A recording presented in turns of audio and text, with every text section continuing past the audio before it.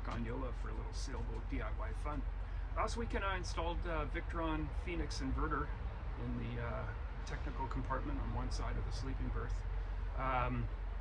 All the Victron's gear there, I ended up putting the VE direct cable on, and I've got it connected to a battery right now just to check it. I've got an extra 12 volt 100 amp lithium battery.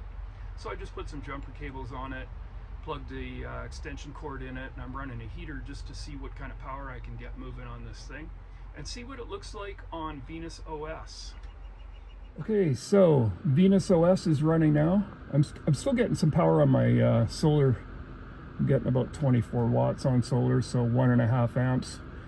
The AC load, I've got a little heater hooked up. It's a heater I leave in the boat, and I'm running almost 700 watts, 5.6 amps off the inverter. You can see that my system is pulling 50 amps off the batteries to make that 5.6 amps at 120 volts. My batteries are fully charged, so it's showing my batteries at 100%, 13 plus volts, and everything looks to be running just fine. I don't know how much power I probably pull out of this thing. It's a 1,000 watt inverter, so it says it's a 1200 VA, but if you divide that by 12 volts or 13 volts, you get somewhere around 1,000 amps. Sorry, 1,000 watts. So I think it all looks pretty good. You can check out and see what the inverter is doing. I never realized you could switch the inverter on and off via the VE Direct, but you can change it to eco mode, you can change it to on. Doesn't really do anything there. Let's see what happens if I could turn it off.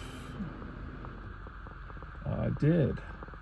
So I turned it off, my heater stopped, and all AC load stopped.